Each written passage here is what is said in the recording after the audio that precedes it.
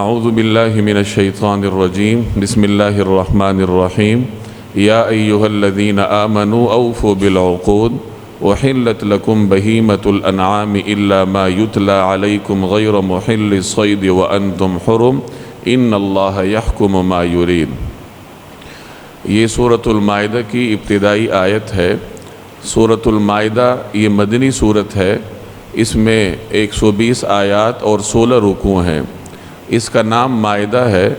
مائدہ عربی زبان میں دسترخوان کو کہا جاتا ہے، چونکہ اس سورت کے 15ویں رکوع میں مائدہ کا لفظ مذکور ہوا ہے، جہاں سیدنا عیسیٰ علیہ السلام نے اپنی قوم کے مطالبے پر اللہ جل جلالہ سے یہ دعا کی تھی، ربنا انزل علینا مائدۃ من السماء، کہ یا اللہ ہمارے لیے آسمان سے ایک دسترخوان اتار دیجئے۔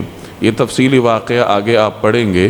عیسائیوں نے حضرت عیسیٰ علیہ السلام سے یہ مطالبہ کیا تھا کہ اللہ سے دعا کیجئے کہ ہمارے لیے اوپر سے ایک دسترخوان اتارے، تو چونکہ اس دعا میں دسترخوان کا ذکر تھا تو اس وجہ سے اس سورت کا نام سورۃ المائدہ ہے۔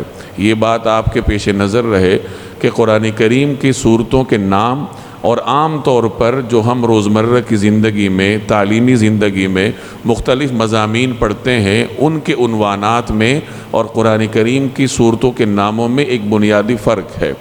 آپ کی تعلیمی زندگی میں جو مضامین آتے ہیں، اس مضمون کا جو عنوان ہوگا تو پورے مضمون کا مفہوم اسی عنوان کے گرد گردش کرتا ہے۔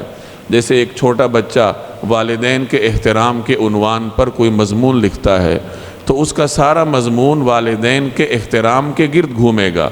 اسی طرح اور جتنے مضامین چاہے چھوٹے بچے ہوں یا آگے جا کر بڑی کلاسز والے لکھتے ہیں تو عنوان کے گرد سارا مضمون گھومتا ہے۔ قرآن کریم کی سورتوں کے نام اس سے کچھ مختلف ہیں، یعنی یہاں اب مائدہ کا لفظ مذکور ہے، اس کا نام مائدہ ہے۔ اب اس کا یہ مطلب نہیں ہے کہ یہ ساری سورت مائدہ دسترخوان کے گرد گھومے گی، یا سورہ بقرہ میں بقرہ گائے کو کہتے ہیں تو اب پوری سورت گائے ہی کے گرد گھومے گی، ایسا نہیں ہوتا، بلکہ قرآن کریم کی کسی سورت میں کسی بھی لفظ کو اس کا عنوان اور اس کا نام بنا دیا جاتا ہے۔ جیسے سورہ بقرہ میں قرآن کریم نے سورہ بقرہ میں ایک واقعہ ذکر کیا ہے کہ بنی اسرائیل نے ایک گائے ذبح کی تھی، اللہ نے انہیں حکم دیا تھا کہ گائے ذبح کرو، تو چونکہ وہاں گائے کا ذکر آیا تو اسی مناسبت سے سورت کا نام بقرہ پڑ گیا، اور یہاں مائدہ کا لفظ اس سورت میں مذکور ہے تو اسی مناسبت سے اس کا جو نام ہے وہ مائدہ پڑ گیا۔ گویا کہ سورت کے نام کے لیے بس اتنا ہی کافی سمجھا جاتا ہے کہ یہ نام اس سورت میں کسی جگہ استعمال ہوا ہے، تو چونکہ اس سورت میں مائدہ مذکور ہے اس وجہ سے اس سورت کا نام سورۃ المائدہ ہے۔ یہ مدنی سورت ہے، ہجرت کے بعد یہ جناب رسول اللہ صلی اللہ علیہ وسلم پر نازل ہوئی۔ مفسرین فرماتے ہیں کہ اس کے کچھ مضامین صلح حدیبیہ کے بعد نازل ہوئے، اور اس کے کچھ مضامین فتح مکہ کے موقع پہ نازل ہوئے، اور اس کی بعض آیات ایسی بھی ہیں جو کہ حجۃ الوداع کے موقع پر میدان عرفات میں جناب رسول اللہ صلی اللہ علیہ وسلم پر نازل ہوئیں۔ یہ سورت ایک ایسے وقت میں نازل ہوئی کہ جب مسلمان ہجرت کر کے مدینہ جا چکے تھے اور ایک اعتبار سے استقرار حاصل کر چکے تھے، اندرونی اور بیرونی طور پر دشمنوں سے کسی حد تک چھٹکارا حاصل کر چکے تھے۔ اب مسلمانوں کے سامنے معاشرے کی تشکیل، اس کی ترویج کا ایک مرحلہ درپیش تھا، تو اسی مناسبت سے اللہ تبارک و تعالی نے اس صورت میں مسلمانوں کو ایسے احکامات دیے جو انہیں معاشرے کے سیاسی اور سماجی اور دیگر مختلف معاشرتی امور کے بارے میں رہنمائی فراہم کریں۔ سورہ بقرہ میں موضوع سخن عام طور پر یہود کی طرف ہے، اور آل عمران میں موضوع سخن قرآن کریم کا عام طور پر عیسائیوں کی طرف ہے، اور سورہ نساء اور سورہ مائدہ کے مضامین کچھ مختلف ہیں۔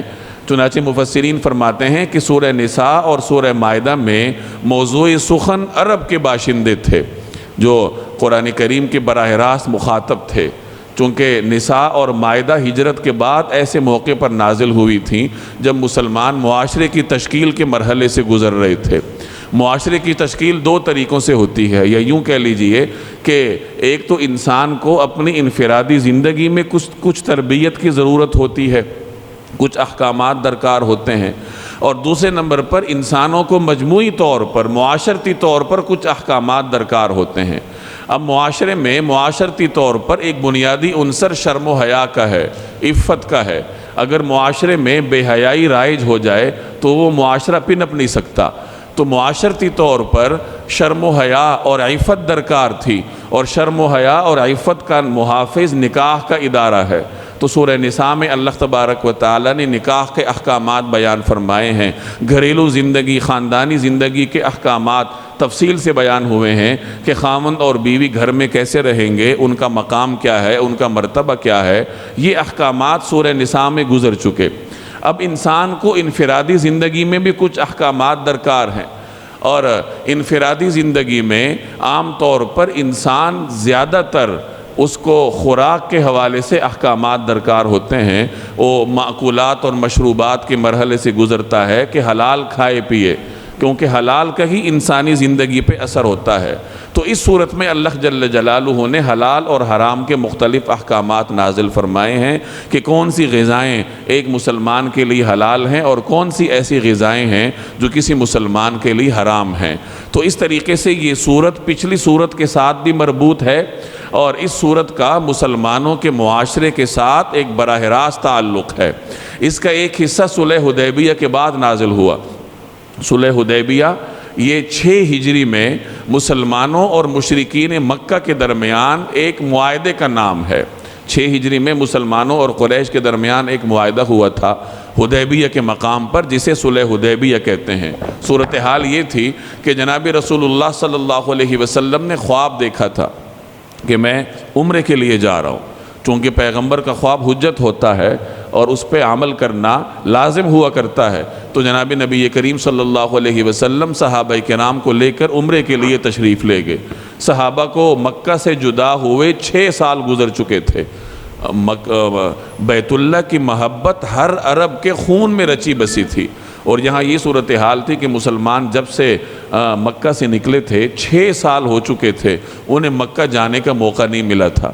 تو جب اچانک پتہ چلا کہ مکہ کا سفر درپیش ہے تو مسلمان بڑے جوش و خروش کے ساتھ جناب رسول اللہ صلی اللہ علیہ وسلم کے ساتھ عمرے کے سفر پہ روانہ ہوئے۔ چونکہ جنگ کا ارادہ نہیں تھا، عمرے کا سفر تھا، تو زیادہ اسلحہ ساتھ نہیں رکھا گیا، بلکہ وہی اسلحہ جو عرب کے ماحول میں عام طور پر سفر میں ساتھ رکھا جاتا تھا کہ تلوار نیام میں ہوتی تھی، یہ تو عرب کے کلچر کا حصہ تھا۔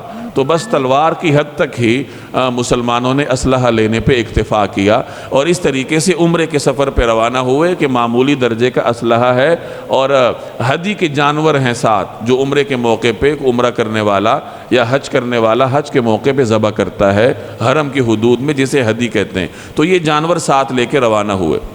قریش نے اپنے تعصب سے مجبور ہو کر مسلمانوں کو روکنے کا ارادہ کیا۔ حدیبیہ کے مقام پہ جناب نبی کریم صلی اللہ علیہ وسلم نے پڑاؤ ڈالا، اور وہاں قریش کے ساتھ گفت و شنید شروع ہوئی۔ مسلمانوں کی طرف سے بھی کچھ نمائندے گئے، قریش کی طرف سے بھی کچھ نمائندے آئے۔ بالآخر اس بات پہ صلح ہوئی کہ اس سال مسلمان واپس جائیں گے، اس سال عمرہ نہیں کریں گے، اگلے سال مسلمان آ کر پھر عمرہ کریں گے۔ اور بھی اس معاہدے کی کچھ شرائط تھیں، چونکہ وہ براہ راست ہمارے موضوع کا حصہ نہیں ہے تو میں ان تفصیلات میں نہیں جاتا۔ تو بہرحال حدیبیہ کے مقام پر قریش اور مسلمانوں کے درمیان یہ صلح ہوئی، اور مسلمان واپس آ گئے۔ پھر اگلے سال 7 ہجری میں عمرۃ القضاء کے نام سے مسلمانوں نے جناب نبی کریم صلی اللہ علیہ وسلم کے ساتھ عمرہ کیا۔ تو 6 ہجری میں جب صلح حدیبیہ ہو گئی تو اس کے بعد اس صورت کے کچھ مضامین جو تھے، کچھ آیات نازل ہوئیں۔ صلح حدیبیہ کے بعد مسلمان قریش سے مأمون ہو گئے تھے۔ قریش ایک بڑا خطرہ تھا مسلمانوں کے لیے، ہر وقت یہ خطرہ لگا رہتا تھا کہ قریش ایک بڑی طاقت ہے، وہ کہیں مدینہ پہ حملہ آور نہ ہو جائے۔ جب قریش کے ساتھ صلح ہو گئی تو مسلمان ایک بڑی طاقت کے حملے سے محفوظ ہو گئے، اور اب وہ مطمئن ہو کر مدینہ منورہ کے اندر اپنے معاشرے کو مضبوط کرنے پر توجہ دے سکتے تھے۔ تو اس مرحلے سے گزرنے کے بعد اللہ تبارک و تعالی نے پھر اس صورت کے کچھ مضامین کو نازل فرمایا۔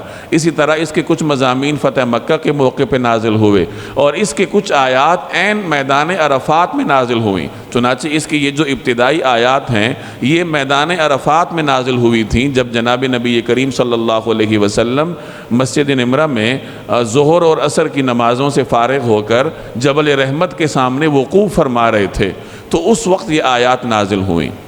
روایات میں آتا ہے کہ جب ان آیات کا نزول شروع ہوا تو جناب رسول اللہ صلی اللہ علیہ وسلم اپنی اونٹنی پر سوار تھے۔ یہ بڑی طاقتور اونٹنی تھی، لیکن قرآن کریم کے نازل ہونے کا مرحلہ اتنا بوجھ والا ہوتا تھا کہ عصبہ نامی یہ طاقتور اونٹنی بھی اس کا بوجھ نہ سہار سکی۔ روایات میں آتا ہے کہ اس کی ٹانگیں لڑکھنانے لگیں، اور بالآخر جناب رسول اللہ صلی اللہ علیہ وسلم پھر اس پر سے اتر آئے، اور اس موقع پہ یہ اگلی آنے والی آیت جو اس سورت کی تیسری آیت ہے وہ نازل ہوئی، الیوم اکملت لکم دینکم، کہ آج میں نے تمہارے لیے تمہارا دین مکمل کر دیا۔ تو اس طریقے سے اس صورت میں ایک طرف آپ کو معاشرتی مسائل ملیں گے جس میں مسلمانوں کو اپنے معاشرے کو مضبوط رکھنے کے لیے مختلف ہدایات دی گئی ہیں۔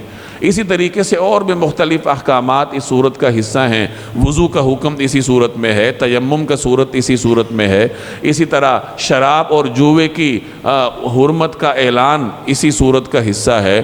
درمیان میں جگہ جگہ عیسائیوں سے بھی خطاب ہے، اہل کتاب سے بھی خطاب ہے، تو یہ اس صورت کا ایک اجمالی خاکہ تھا۔ اعوذ باللہ من الشیطان الرجیم، بسم اللہ الرحمن الرحیم، یا ایہا الذین آمنوا اوفوا بالعقود وحلت لكم بهيمة الأنعام إلا ما يتلى عليكم غير محل الصيد وأنتم حرم إن الله يحكم ما يريد۔ یا ایہا الذین آمنوا، اے ایمان والو، اوفوا بالعقود، معاہدات کو پورا کرو، وحلت لکم بہیمۃ الانعام، تمہارے لیے وہ چوپائے حلال کر دیے گئے ہیں جو مویشیوں میں داخل ہوں، الا ما یتلی علیکم، سوائے ان کے جن کے بارے میں تمہیں پڑھ کر سنایا جائے گا، غیر محل الصید وانتم حرم، بشرطے کہ جب تم احرام کی حالت میں ہو اس وقت شکار کو حلال نہ سمجھو، ان اللہ یحکم ما یرید، اللہ جس چیز کا ارادہ کرتا ہے اس کا حکم دیتا ہے۔ یہ سورہ مائدہ کی پہلی آیت ہے۔ اس سورت کا تعارف گزشتہ درس میں آ چکا تھا۔ اس رکوع میں اللہ جل جلالہ نے ابتدا میں مسلمانوں کو ایک ضابطہ تعلیم فرمایا کہ معاہدات کی پاسداری کیا کرو۔ اب اس ضابطے کو بیان کرنے کے بعد آگے اللہ جل جلالہ اس پورے رکوع میں اس کی مختلف جزیات کو بیان فرمائیں گے۔ حلال اور حرام کے مختلف قوانین کو بیان فرمایا گیا کہ کون سے جانوروں کا گوشت کھانا مسلمان کے لیے حلال ہے اور کن جانوروں کا گوشت کھانا مسلمان کے لیے حرام ہے۔ اسی طریقے سے مسلمانوں میں کون سی وہ چیزیں ہیں جو عظمت کی حامل ہیں، جنہیں شعائر اللہ کہا جاتا ہے، ان کے کیا احکامات ہیں۔ اسی طریقے سے آگے جا کر اللہ جل جلالہ شکار کے بھی کچھ احکامات کو بیان فرمائیں گے، اور بالکل رکوع کے آخر میں نکاح کے بارے میں بھی ایک ضابطے کا بیان ہے۔ تو یہ اس پورے رکوع کا ایک اجمالی خلاصہ تھا جو میں نے چند جملوں میں آپ کے سامنے ذکر کیا۔ اس آیت کے ابتدائی حصے میں حکم ہوا اوفوا بالعقود، کہ عقود کو پورا کیا کرو۔ عقود عقد کی جمع ہے۔ عقد کہتے ہیں گرہ لگانے کو، کسی چیز کو گرہ لگانا، اسے لغت میں عقد کہا جاتا ہے۔ اصطلاح میں عقد کا مطلب یہ ہوتا ہے کہ دو آدمیوں کے درمیان ایسا معاملہ ہو جائے جس کے روح سے وہ دونوں ہی ایک دوسرے کے پابند ہو جائیں، دونوں ایک دوسرے پر کچھ پابندیاں عائد کر دیں تو اسے عقد کہا جاتا ہے۔ جیسے خرید و فروخت میں دو لوگ جب کوئی معاملہ کرتے ہیں تو اسے عقد بیع کہا جاتا ہے، اور اس عقد کے نتیجے میں دونوں ہی ایک دوسرے کے پابند ہوتے ہیں۔ چنانچہ جو فروخت کنندہ ہے وہ اس بات کا پابند ہے کہ مبیع یعنی کموڈٹی وہ خریدار کے حوالے کرے، اور خریدار اس بات کا پابند ہے کہ جو رقم طے ہوئی ہے بطور قیمت کے وہ فروخت کنندہ کے حوالے کرے۔ تو دونوں ہی نے ایک دوسرے پر اس عقد کے نتیجے میں کچھ پابندیاں عائد کر دیں۔ اسی طریقے سے نکاح کا معاملہ ہوتا ہے، یہ بھی ایک عقد ہے، لڑکے اور لڑکی کے درمیان نکاح کا عقد ہوتا ہے جس کے نتیجے میں دونوں ہی ایک دوسرے کو پابند کرتے ہیں، دونوں کے ذمے ایک دوسرے کے کچھ حقوق ہوتے ہیں، دونوں ہی کے ایک دوسرے کے لیے کچھ فرائض بھی ہوتے ہیں۔ تو عقد کہا جاتا ہے ایسے معاملے کو جو دو فریقوں کے درمیان ہو اور دونوں فریق ایک دوسرے کو کچھ پابندیوں میں مبتلا کر دیں، ایک دوسرے کو کچھ چیزوں کا پابند کر دیں۔ اس عقد کے ذیل میں بہت ساری چیزیں آتی ہیں، چنانچہ ایمانیات کا دائرہ کار بھی عقد میں آتا ہے کہ اللہ جل جلالہ کے ساتھ انسان کا یہ ایک عقد ہے، ایک وعدہ ہے کہ ہم آپ کی عبادت کریں گے۔ ایمان بھی ایک معاہدہ ہے، ایک عقد ہے، عبادات بھی عقود میں سے آتی ہیں، ان کا تعلق اللہ کے ساتھ ہوتا ہے۔ اسی طریقے سے عقد کی ایک قسم وہ ہوتی ہے جو انسان کے اپنے آپ سے تعلق رکھتی ہے، جیسے بعض اوقات کوئی شخص اپنے اوپر کوئی چیز لازم کرتا ہے جسے نظر کہا جاتا ہے کہ اگر یہ کام ہو گیا تو پھر میں یہ کروں گا، تو اپنے اوپر بھی کوئی چیز لاگو کر دینا یہ بھی عقد ہی کے زمرے میں آتا ہے۔ اسی طریقے سے بعض اوقات انسان دوسرے کے ساتھ کوئی عقد کرتا ہے، جیسے خرید و فروخت کا معاملہ ہے، نکاح کا معاملہ ہے، کرایہ داری کا معاملہ ہے، یہ تمام چیزیں بھی عقود میں آتی ہیں۔ اب یہاں جو اللہ نے عقود کو پورا کرنے کا حکم دیا، مفسرین فرماتے ہیں کہ اس عقد میں یہ تمام صورتیں آ جاتی ہیں۔ اس کا تعلق انسان کی مذہبی زندگی سے بھی ہے اور انسان کی دنیاوی زندگی سے بھی ہے۔ دنیاوی زندگی میں مالی معاملات بھی آ گئے، خاندانی زندگی بھی آ گئی، گویا کہ پوری کی پوری انسانی زندگی اس عقد کے تحت آ گئی۔ یہ ایک بڑا جامع قسم کا ضابطہ اللہ تبارک و تعالی نے ہمیں تعلیم فرمایا کہ اے وہ لوگو جو ایمان کے دعوے دار ہو، اے ایمان والو، عقود کی پابندی کرو، جو بھی عقد ہو اس کی پابندی کرو، چاہے اس کا تعلق اللہ کے ساتھ ہو، تمہارے اپنے ساتھ ہو یا کسی اور فرد کے ساتھ ہو۔ جب ایک مرتبہ تم نے کوئی معاملہ کر لیا، کوئی عقد کر لیا، اب اس کی پابندی کرو۔ اگر آپ دیکھیں تو ہمارے روزمرہ کی زندگی میں جتنے فسادات ہوتے ہیں ان کا تعلق کسی نہ کسی طریقے سے عقد کو توڑنے کا نتیجہ ہوتا ہے۔ عقد کو توڑنے سے ان کا تعلق ہوتا ہے کہ کوئی آدمی کسی بھی قسم کی وعدہ خلافی کرتا ہے یا عقد توڑتا ہے، اس کے نتیجے میں فساد ہوتا ہے، چاہے وہ وعدہ وہ اللہ کے ساتھ کیا گیا توڑے یا بندے کے ساتھ کیا گیا وعدہ توڑے، اس کے نتیجے میں دنیا میں فساد رونما ہوتا ہے۔ تو یہ ایک بڑا جامع قسم کا ضابطہ ہمیں تعلیم فرمایا گیا کہ اے ایمان والو عقود کی پابندی کرو۔ اب اس ضابطے کے بعد آگے اس کی مختلف جزیات آئیں گی، چونکہ عقد کا تعلق اللہ سے بھی ہے، ایمان سے بھی ہے، تو جب ایمان کا عقد ایک انسان نے باندھ لیا، اب اس کے بعد وہ اللہ کے احکامات کا مخاطب ہوگا اور اللہ کے احکامات پر عمل کرنے کا پابند ہوگا۔ ان احکامات کا تعلق اس کے غذا سے بھی ہوگا، اس کے ملبوسات سے بھی ہوگا، اس کے رہن سہن سے بھی ہوگا۔ تو آگے غذاؤں کے بارے میں اللہ جل جلالہ کچھ قوانین بیان فرما رہے ہیں۔ چنانچہ فرمایا احلت لکم بہیمۃ الانعام، کہ تمہارے لیے بہیمۃ الانعام کو حلال قرار دیا گیا ہے۔ بہیمۃ الانعام یہ مرکب ہے، دو الفاظ سے یہ جملہ مرکب ہے، اس کو مرکب اضافی کہا جاتا ہے۔ اس میں ایک لفظ ہے بہیمہ، دوسرا لفظ ہے انعام، دونوں کا اپنا مفہوم ہے۔ بہیمہ لغت میں کہتے ہیں بے عقل ذی روح کو، ایسا جاندار جس میں عقل نہ ہو، اور بعض علماء نے اس کی تفسیر یوں بیان کی ہے کہ ایسا جاندار جس کا کلام یا جس کی بولی انسان سمجھ نہیں سکتا۔ ہم عام طور پر کہتے ہیں فلاں چیز بڑی مبہم ہے، جو چیز آپ کو سمجھ میں نہ آتی ہو تو آپ اس کے لیے مبہم کی تعبیر استعمال کرتے ہیں۔ اسی مبہم سے بہیمہ ہے کہ جتنے جاندار ہیں، ایسے جاندار جن کا کلام، جن کی بولی انسان کے لیے مبہم ہے، اسے لغت میں بہیمہ کہہ دیا۔ تو لغوی اعتبار سے تو تقریباً تمام جو غیر ذوی العقول جاندار ہیں وہ بہیمہ کے دائرہ کار میں آتے ہیں۔ البتہ عرف میں بہیمہ کا لفظ خاص ہے ان جانوروں کے ساتھ جن کو چارپائے کہا جاتا ہے۔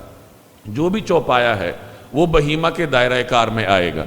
تو بہیمہ کا مطلب ہوا کوئی بھی چوپایا، اور انعام بھی چوپائے ہی کو کہا جاتا ہے، لیکن عربوں کی اصطلاح میں انعام کا لفظ 3 قسم کے مخصوص چوپایوں پر بولا جاتا تھا۔ پہلے نمبر پر گائے، دوسرے نمبر پر اونٹ اور تیسرے نمبر پر بکری۔ گائے سے مراد گائے کی پوری جنس ہے، گائے کی پوری فیملی ہے، جس میں بھینس بھی آ گئی، بیل بھی آ گیا، یعنی گائے کی جنس میں جتنے بھی جانور ہیں تو وہ تمام گائے کی ضمن میں آ گئے۔ اونٹ سے مراد اونٹ بھی ہے، اونٹنی بھی ہے۔ اسی طرح بکری سے مراد بکری کی جنس ہے، بکری کی فیملی میں بکری بھی ہے، بکرا بھی ہے، دمبا بھی ہے، بھیڑ بھی ہے، یہ تمام چیزیں بکری کی جنس میں شمار ہوتی ہیں۔ تو یہ 3 قسم کی اجناس ہیں جو انعام کے ذیل میں آتی ہیں، اور عربوں کے عرف میں انعام سے مراد یہی 3 قسم کے چوپائے لیے جاتے تھے، گائے، بیل اور بکری۔ اب بہیمۃ الانعام میں اگر آپ غور کریں تو بہیمہ میں وسعت پائی جاتی ہے، اس میں ہر قسم کا چوپایا شامل ہے، اور انعام میں تھوڑی سی تنگی پائی جاتی ہے، اس میں بہیمہ کی بنسبت مفہوم میں کچھ تنگی ہے کہ اس میں صرف 3 قسم کے چوپائے پائے جاتے ہیں، یعنی اس کا اطلاق 3 قسم کے چوپایوں میں ہوتا ہے۔ اب یہاں بہیمہ کی نسبت انعام کی طرف کی گئی، یا اصطلاحی انداز میں یوں کہہ لیجئے کہ بہیمہ کی اضافت انعام کی طرف ہے، اور جب بھی ایک لفظ کی اضافت یا نسبت دوسرے کی طرف ہوتی ہے تو اس میں کوئی نہ کوئی فائدہ ہوتا ہے، کسی نہ کسی فائدے کے تحت وہ اضافت کی جو ترکیب ہے وہ استعمال ہوتی ہے۔ تو علماء فرماتے ہیں کہ یہاں اضافت یا نسبت تشبیہ کا فائدہ دے رہی ہے، یعنی وہ بہیمے جو انعام جیسے ہوں، یا یوں کہہ لیجئے کہ وہ چوپائے جو کہ انعام جیسے ہوں۔ اب انعام سے مراد گائے، بیل اور بکری ہیں۔ ان میں جو بنیادی خصوصیت ہے وہ یہ ہے کہ یہ درندے نہیں ہیں، ان میں وہ دانت نہیں ہیں جنہیں کچلیاں کہا جاتا ہے، جن کے ذریعے کوئی درندہ شکار کرتا ہے، چیر پھاڑ کرتا ہے۔ جانور کے منہ میں یا انسان کے منہ میں بھی آنکھ کے نیچے جو دونوں آنکھوں کے بالکل سیدھ میں جو 2 دانت ہوتے ہیں جو نوکیلے ہوتے ہیں، انہیں انیاب کہا جاتا ہے، اور یہی انیاب جانوروں میں، درندوں میں ذرا سخت نوعیت کے ہوتے ہیں، وہ ان کے ذریعے چیر پھاڑ کرتے ہیں، شکار کرتے ہیں۔ گائے ہے، بیل ہے، بکری ہے، اونٹ ہے، ان میں یہ والے دانت نہیں پائے جاتے، گویا وہ شکار نہیں کرتے، بلکہ وہ پتے وغیرہ کھا کے اور چارہ وغیرہ کھا کے اپنا گزر بسر کرتے ہیں۔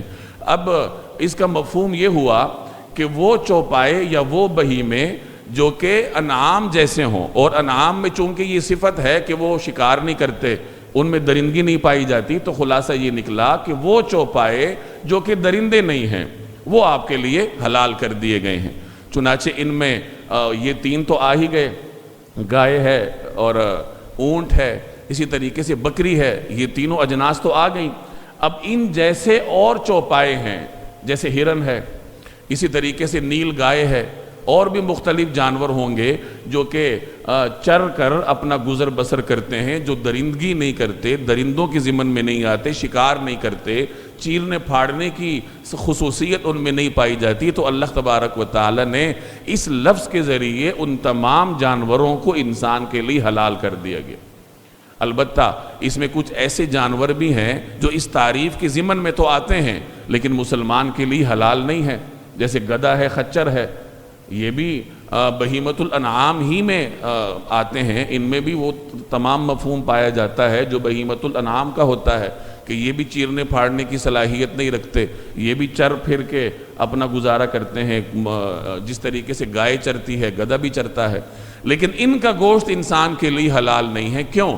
کیونکہ ان کے گوشت کو انسان کے لیے جناب رسول اللہ صلی اللہ علیہ وسلم نے اپنے فرمان کے ذریعے حرام قرار دیا ہے۔ تو گویا کہ گائے، بیل اور اونٹ کی طرح کے چوپائے مسلمان کے لیے حلال ہیں، بشرطے کہ جناب نبی کریم صلی اللہ علیہ وسلم کے کسی فرمان نے ان کو مسلمان کے لیے حرام نہ کیا ہو۔ گھوڑا ہے، گھوڑا بھی اصول کے اعتبار سے حلال ہے، لیکن فقہا اس کو مکروہ قرار دیتے ہیں کیونکہ یہ آلہ جہاد ہے۔ اگر گھوڑے کو ذبح کر کے کھانا شروع کر دیا جائے تو مسلمان مجاہدین کو مختلف دشواریاں پیش آ سکتی ہیں۔ جہاد چونکہ ایک اہم فریضہ ہے تو اس فریضے میں یہ معاون ہے، اس وجہ سے اس کے لیے یہ ایک اضافی حکم ہے کہ اس کا گوشت کھانا ناپسندیدہ ہے، حرام پھر بھی نہیں ہے۔ بہرحال اس کی اس مخصوص حیثیت کی وجہ سے اس کو مکمل طور پر حلال جانوروں کی فہرست سے نکالا گیا۔ تو فرمایا احلت لکم بہیمۃ الانعام، تمہارے لیے وہ چوپائے حلال کر دیے گئے جو مویشیوں میں داخل ہوں یا ان کے مشابہ ہوں۔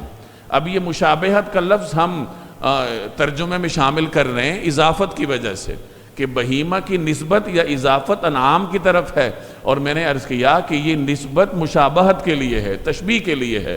تو جب آپ اس کا ترجمہ کریں گے تو آپ یوں کہیں گے کہ وہ بہیمے حلال ہیں جو انعام جیسے ہوں، یا وہ چوپائے حلال ہیں جو کہ مویشیوں جیسے ہوں۔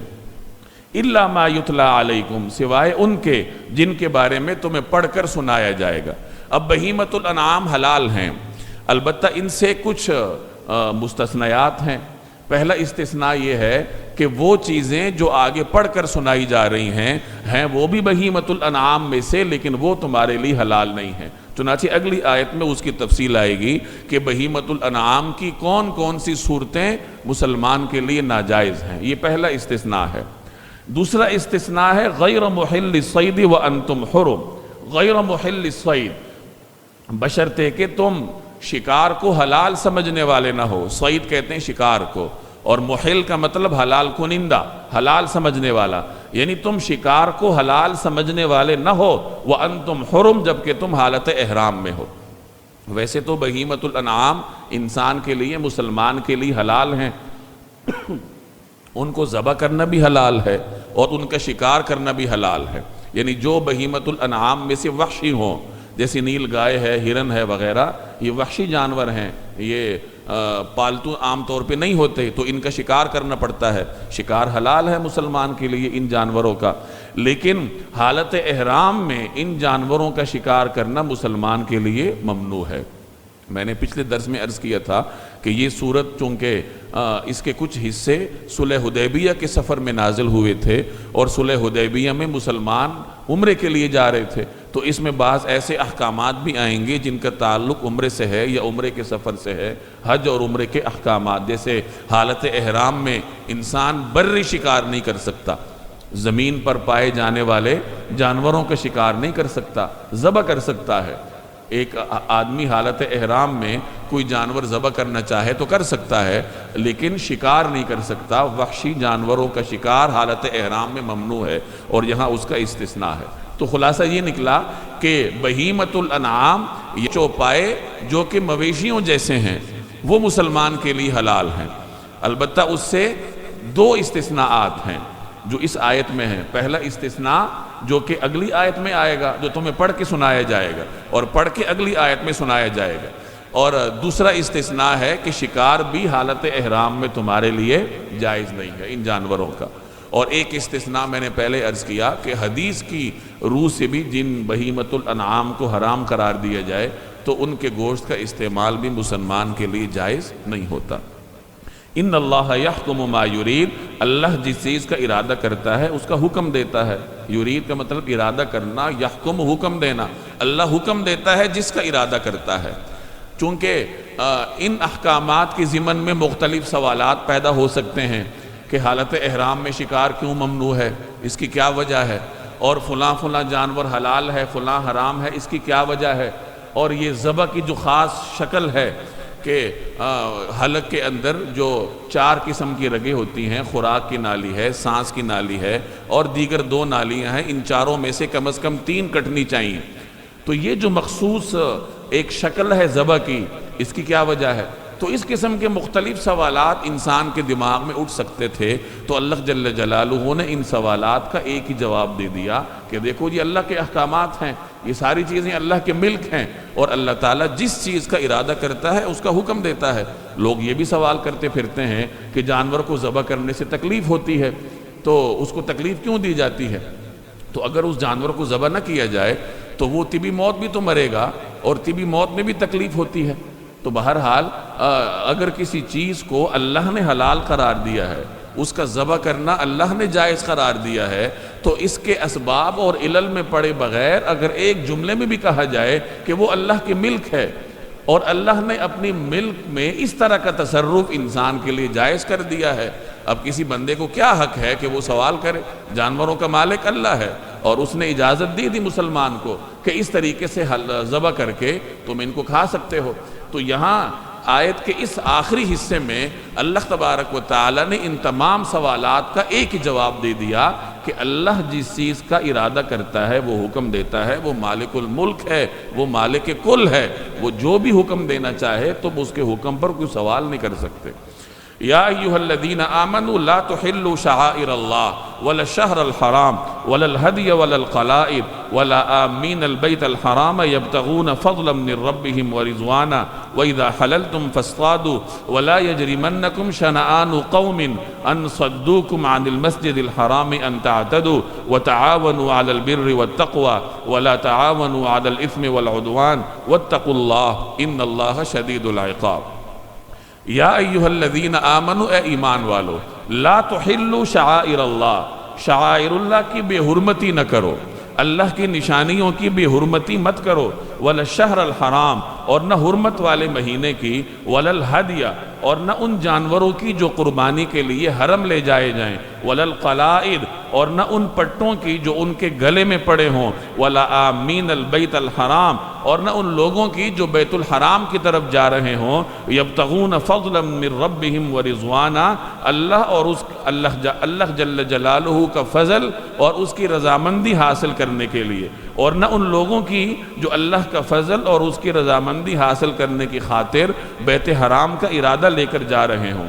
وَإِذَا حَلَلْتُمْ، اور جب تم احرام کھول دو، فَاسْطَادُوا، تو شکار کر سکتے ہو، وَلَا يَجْرِمَنَّكُمْ شَنَآنُ قَوْمٍ أَن صَدُّوكُمْ عَنِ الْمَسْجِدِ الْحَرَامِ أَن تَعْتَدُوا، اور کسی قوم کے ساتھ تمہاری یہ دشمنی کہ انہوں نے تمہیں مسجد حرام سے روکا تھا، تمہیں اس بات پر آمادہ نہ کرے کہ تم زیادتی کرنے لگو۔ وَتَعَاوَنُوا عَلَى الْبِرِّ وَالتَّقْوَى، اور نیکی اور تقوی کے کاموں میں ایک دوسرے کے ساتھ تعاون کرو۔ وَلَا تَعَاوَنُوا عَلَى الْإِثْمِ وَالْعُدْوَانِ، اور گناہ اور ظلم میں تعاون نہ کرو۔ وَاتَّقُوا اللَّهَ، اور اللہ سے ڈرتے رہو۔ إِنَّ اللَّهَ شَدِيدُ الْعِقَابِ، بے شک اللہ کا عذاب بڑا سخت ہے۔ اب اس آیت میں بھی حلال اور حرام ہی کے تفصیلات مذکور ہیں، یعنی پچھلی آیت میں اللہ تبارک و تعالی نے عقود میں سے غذاؤں میں حلال و حرام کو بیان فرمایا۔ اب اس آیت میں آگے اسی کی تفصیل ہے، چونکہ یہ صلح حدیبیہ کے موقع پہ آیات نازل ہوئی تھیں، اور صلح حدیبیہ کے موقع پہ مشرکین مکہ نے مسلمانوں کو بیت اللہ کے عمرے سے روک دیا تھا اور کہا تھا کہ اگلے سال آؤ۔ تو چونکہ اس میں ایک اندیشہ تھا کہ کہیں کچھ مسلمان جوابی طور پر مشرکین کو یا ان کے حامیوں کو عمرے کے سفر سے نہ روک دیں، تو یہاں مسلمانوں کو اس اندیشے کی وجہ سے یہ تعلیم دی جا رہی ہے کہ دیکھو اگر انہوں نے روکا تھا تو وہ ان کا فعل تھا، مسلمان کے جو اعلیٰ اخلاقی اقدار ہیں ان کا تقاضا یہ ہے کہ مسلمان اس قسم کا عمل نہ کریں۔ چنانچہ فرمایا، اے ایمان والو، لا تحلوا شعائر اللہ، اللہ کی نشانیوں کی بے حرمتی نہ کرو۔ شعائر شاعرہ کی جمع ہے، یہ لغت میں نشانی کو کہا جاتا ہے۔ کوئی بھی قوم ہو، کوئی بھی نظام ہو یا کوئی بھی عقیدہ ہو، اس کی کچھ امتیازی علامات ہوتی ہیں، اور ہر نظام اور ہر عقیدے کے حاملین یہ چاہتے ہیں کہ ہماری ان امتیازی علامات کی تعظیم کی جائے۔ جیسے آج کل مختلف ریاستوں کے قومی جھنڈے ہوتے ہیں، قومی ترانے ہوتے ہیں، ہر ریاست یہ چاہتی ہے کہ میرے جھنڈے کی تعظیم کی جائے، اس کی بے حرمتی نہ کی جائے، اور یہ ریاست کو حق ہے کہ وہ اپنی قومی علامت کی تعظیم کروائے، اپنوں سے بھی اور غیروں سے بھی۔ اسی طریقے سے ہر مذہب والوں کے ہاں کچھ ایسی امتیازات ہیں جن کی ان کے ہاں تعظیم ہے، اور وہ چاہتے ہیں کہ لوگ ان کی تعظیم کریں۔ جیسے عیسائیوں کے ہاں گرجا گھر ہے، قربان گاہ ہے، صلیب ہے، یہ ان کی امتیازی علامات ہیں یا شاعر کہہ دیجئے۔ ہندوؤں کے ہاں زنار ہے، مندر ہے، سکھوں کے ہاں کڑا ہوتا ہے، کرپان ہوتی ہے، اور مختلف ان کی امتیازی علامات ہوتی ہیں جو مذہبی طور پر ان کے ہاں ایک امتیازی علامت سمجھی جاتی ہے۔ اسی طریقے سے شریعت اسلامیہ نے بھی اپنے لیے کچھ چیزوں کو بطور شعائر کے منتخب کیا، بطور شعائر کے مقرر کیا۔ چنانچہ جو بنیادی شعائر اسلام ہیں ان میں توحید ہے، کلمہ توحید ہے، اور جناب رسول اللہ صلی اللہ علیہ وسلم کی ذات اقدس ہے، نماز ہے، یہ بیت اللہ ہے، یہ چار شعائر اسلام میں بنیادی حیثیت رکھتی ہیں۔ اس کے علاوہ اذان ہے، اور صفا اور مروہ ہے جن کے بارے میں قرآن کریم میں ارشاد ہے ان الصفا والمروۃ من شعائر اللہ، کہ صفا اور مروہ اللہ کے شعائر میں سے ہے، یعنی یہ اللہ جل جلالہ کی معبودیت کی علامات میں سے ہے۔ منا ہے، عرفات ہے، یہ تمام چیزیں شریعت اسلامیہ میں شعائر کی حیثیت رکھتی ہیں، اور ان شعائر کی تعظیم کرنا یہ ہر مسلمان کا بنیادی فرض ہے کہ وہ اسلام کی ان بنیادی علامات کی تعظیم کرے۔ تو یہ شعائر اسلام ہیں جن کا یہاں حکم دیا گیا کہ اللہ کی نشانیوں کی بے حرمتی نہ کرو۔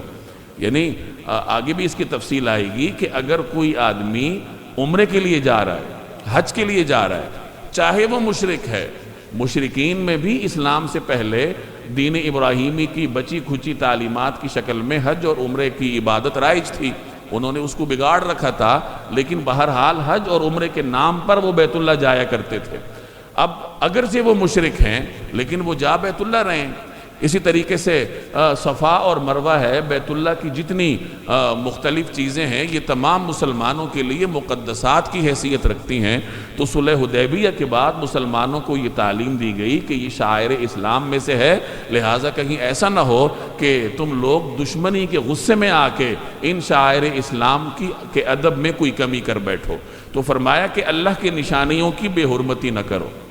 آگے وَلَا الشَّهْرَ الْحَرَامِ، اور نہ حرمت والے مہینوں کی۔ مہینے 4 ہیں، مہینے 12 ہیں، لیکن 4 ایسے مہینے ہیں جنہیں حرمت والے مہینے کہا جاتا ہے۔ یہ دین ابراہیمی کا اصول تھا کہ اللہ جل جلالہ نے ملت ابراہیمی والوں کے لیے ان 4 مہینوں کو محترم قرار دیا تھا۔ ان میں سے رجب ہے، ذیقعد ہے، ذی الحج ہے اور محرم ہے۔ یہ 4 ایسے مہینے ہیں جنہیں حرمت والے مہینے کہا جاتا تھا، اور ان کا تعلق بھی بنیادی طور پر حج سے تھا کہ ان میں سے کچھ مہینوں میں حج ہوتا تھا، اور کسی مہینے میں حج کے لیے مسافر جاتے تھے اور کسی مہینے میں واپس آتے تھے۔ تو چونکہ ان مہینوں کا تعلق حج کے سفر سے تھا تو اللہ تبارک و تعالی نے اس حکمت کے اور دیگر اپنی حکمتوں کے پیش نظر ان مہینوں کو حرمت والے مہینے قرار دیا۔ چنانچہ ان میں لڑائی جھگڑے کا آغاز کرنا عربوں میں زمانے جاہلیت میں بھی معیوب سمجھا جاتا تھا۔ مسلمانوں میں بھی اللہ نے اس روایت کو برقرار رکھا اور ان 4 مہینوں کو حرمت والے مہینے قرار دیا، اور یہاں فرمایا کہ حرمت والے مہینوں کی بے حرمتی نہ کرو۔ وَلَا الْحَدِي، ہدی کہتے ہیں اس جانور کو جو کہ حج کرنے والا اپنے ساتھ لے کے جاتا ہے اور بطور شکرانے کے اس نے حدود حرم میں قربان کرنا ہوتا ہے۔ جو عام طور پہ قربانی کی جاتی ہے 10 ذی الحج کو، سنت ابراہیمی کے تحت جو قربانی ہوتی ہے اس کو اضحیہ کہا جاتا ہے، اس جانور کو بھی اضحیہ کہتے ہیں۔ اور جو قربانی حاجی کرتا ہے دم شکر کے طور پہ یا حج کے موقع پہ جو حج کا حصہ ہے اس کو ہدی کہا جاتا ہے۔ تو فرمایا کہ جو ہدی ہے یعنی وہ جانور جو قربانی کے لیے حرم لے جائے جا رہے ان کی بھی تعظیم کرو، ان کی بھی بے حرمتی نہ کرو، کیونکہ ان جانوروں کی نسبت حرم کے ساتھ ہے۔ وَلَا الْقَلَائِدِ، قلائد قلادے کی جمع ہے، قلادہ ہار کو کہا جاتا ہے۔ اس زمانے میں یہ عام رواج تھا کہ جب کچھ جانوروں کو حاجی اپنے ساتھ حرم لے کے جاتا تھا حج کے موقع پہ قربانی کے لیے، تو بطور علامت کے اس جانور کے گلے میں کوئی پٹا ڈال دیا جاتا تھا۔ یہ ایک قسم کی علامت تھی کہ یہ جانور حرم جا رہا ہے، یہ حرم کا مسافر ہے۔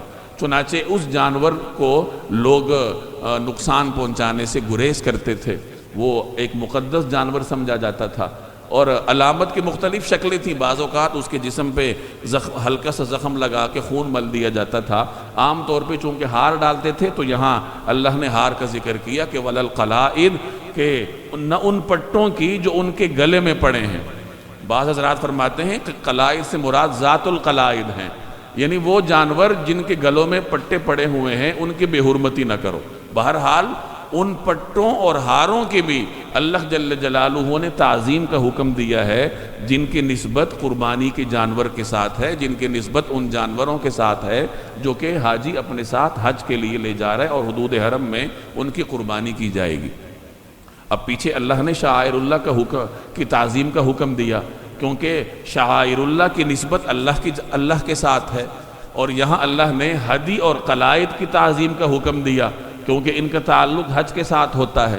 تو اس سے علماء نے ایک نقطہ نکالا ہے کہ اس سے یہ معلوم ہوا کہ اگر کسی چیز کی نسبت کسی مقدس کے ساتھ ہو جائے، کسی مقدس ذات کے ساتھ یا مقدس چیز کے ساتھ کسی چیز کی نسبت ہو جائے تو اس چیز کو بھی ایک قسم کی عظمت حاصل ہو جاتی ہے۔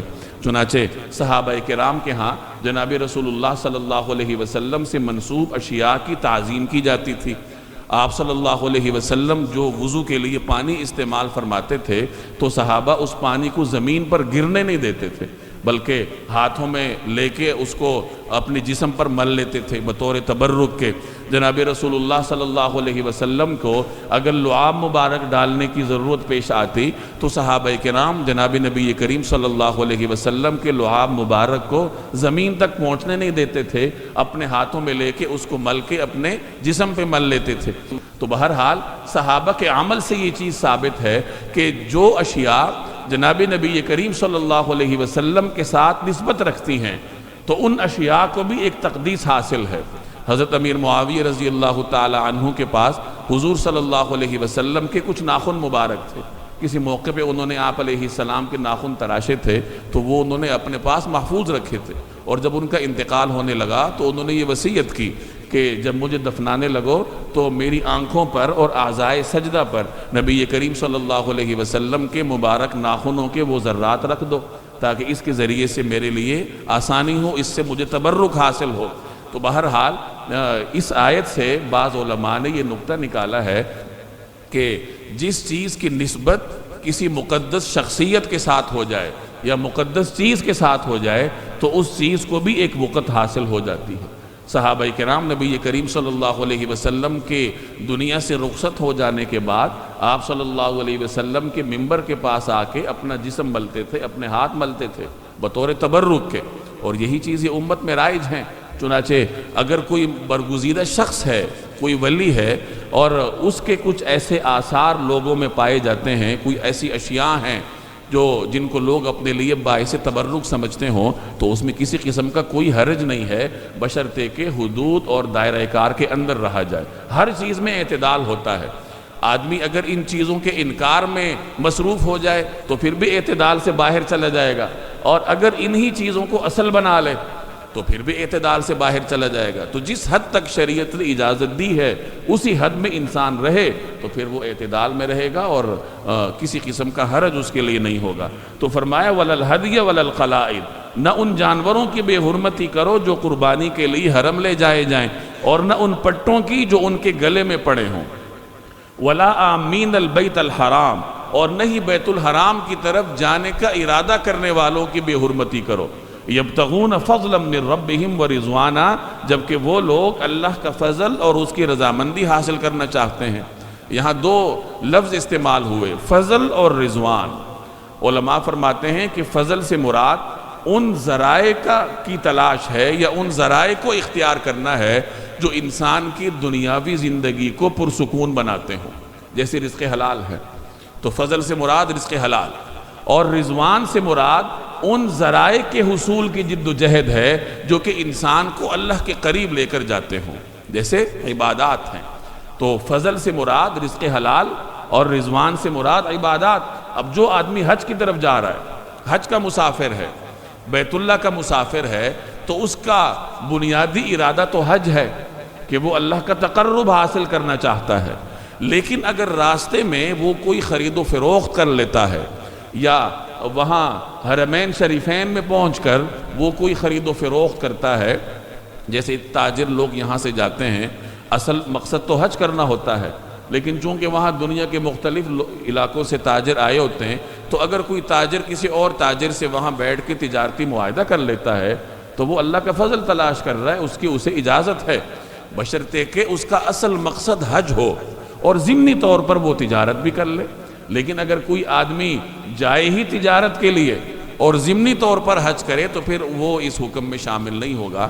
تو بہرحال فرمایا کہ ان لوگوں کی بھی حرمتی نہ کرو جو کہ اللہ کا فضل اور اس کی رضامندی حاصل کرنے کی خاطر بیت حرام کا ارادہ لے کر جا رہے ہیں۔ وَإِذَا حَلَلْتُمْ، اور جب تم حلال ہو جاؤ، یعنی جب تم احرام کھول دو اور ایک عام روٹین کی طرف واپس آ جاؤ، جسے حلال ہونا کہتے ہیں، جب تم حلال ہو جاؤ فاصطادوا تو شکار کر سکتے ہو۔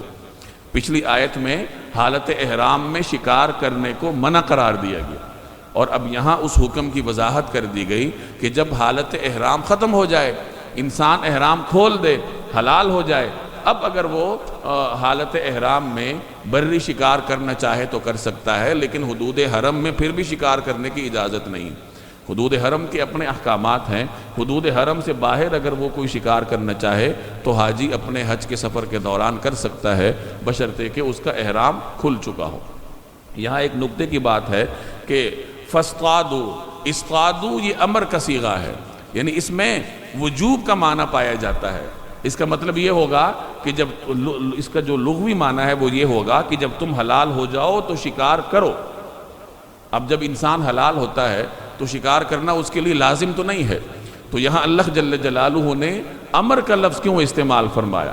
تو عام طور پر مفسرین یوں فرماتے ہیں کہ یہاں جو امر کا لفظ استعمال ہوا ہے یہ جواز کو بیان کرنے کے لیے ہے، یعنی بعض اوقات امر اپنے اصلی مفہوم وجوب سے ہٹ کر بیان جواز کے لیے بھی استعمال ہوتا ہے۔ تو اصطادوا کا اصل معنی تو ہے شکار کرو، لیکن یہاں یہ صرف جواز کے لیے استعمال ہوا، اور اس کا معنی یہ ہوگا کہ اگر تم اس وقت شکار کرنا چاہو تو کر سکتے ہو۔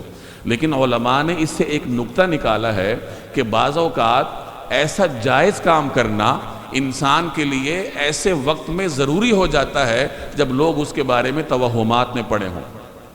حالت احرام میں شکار کرنا منع ہے، جب احرام کھل جائے تو شکار کرنے کی اجازت ہے، لیکن اگر لوگ توہم میں پڑ جائیں اور احرام کی حالت ختم ہونے کے بعد بھی وہ شکار سے گریز کرنے لگ جائیں تو ایسے ماحول میں پھر احرام کھولنے والے کے لیے لازم ہو جائے گا کہ وہ شکار کرے، تاکہ لوگوں کے سامنے اس حکم کی اصلی صورتحال واضح ہو جائے۔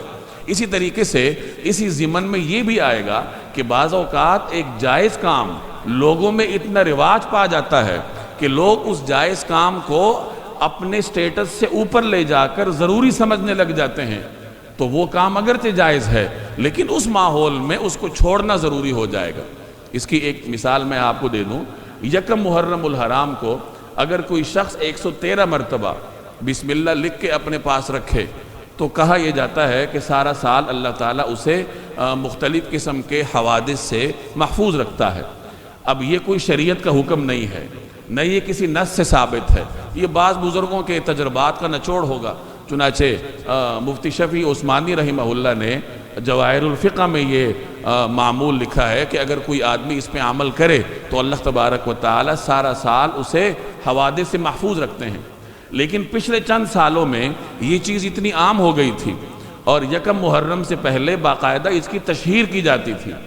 چنانچہ انہی مفتی شفیع رحمہ اللہ کے قائم کردہ دارالعلوم کراچی نے اس سال یہ باقاعدہ فتویٰ دیا تھا کہ یہ ایک جائز کام ہے، لیکن لوگوں میں اس کی اتنی تشہیر ہوتی جا رہی ہے کہ آگے جا کر اس کو لازم سمجھ لیا جائے گا، لہٰذا اس جائز کام کو اس ماحول میں چھوڑنا بہتر ہے۔ تو یہ شریعت کے حدود ہیں۔ تو فرمایا کہ جب تم احرام کھول دو تو شکار کر سکتے ہو۔ وَلَا يَجْرِمَنَّكُمْ شَنَآنُ قَوْمٍ، شنعان دشمنی کو کہتے ہیں کہ وَلَا يَجْرِمَنَّكُمْ، تمہیں آمادہ نہ کرے، شنعان قوم، کسی قوم کی دشمنی، اور اس قوم کی دشمنی کیا ہے؟ ان صدوکم عن المسجد الحرام، کہ انہوں نے تمہیں مسجد حرام سے روکا تھا۔ تو وہ ایک دشمنی ہے جو تمہارے دل میں موجود ہے کہ انہوں نے تمہیں مسجد حرام سے روکا تھا، تو ان کی یہ دشمنی تمہیں اس بات پہ آمادہ نہ کرے ان تعتدو، کہ تم زیادتی کرنے لگو۔ یہ شریعت قرآن کریم مسلمان کو اعلیٰ اخلاقی اقدار سکھا رہا ہے کہ دشمن کے ساتھ بھی انصاف کرو۔ بے انصافی کرنے کی ایک مسلمان کو کسی بھی صورت میں اجازت نہیں ہے، دشمن کے ساتھ بھی ظلم کرنے کی اجازت نہیں ہے۔ چنانچہ فرمایا کہ ان لوگوں نے تمہیں بیت الحرام سے روک دیا، تمہیں عمرہ نہیں کرنے دیا، اب تمہارے دل کو ایک ٹھیس پہنچی ہے، لیکن یہ چیز تمہیں اس بات پر آمادہ نہ کرے کہ تم آگے بڑھ کر زیادتی کرو۔ اور وہ زیادتی کیا ہوگی کہ تم بھی ان کو یا ان کے حامیوں کو بیت اللہ جانے سے روک دو۔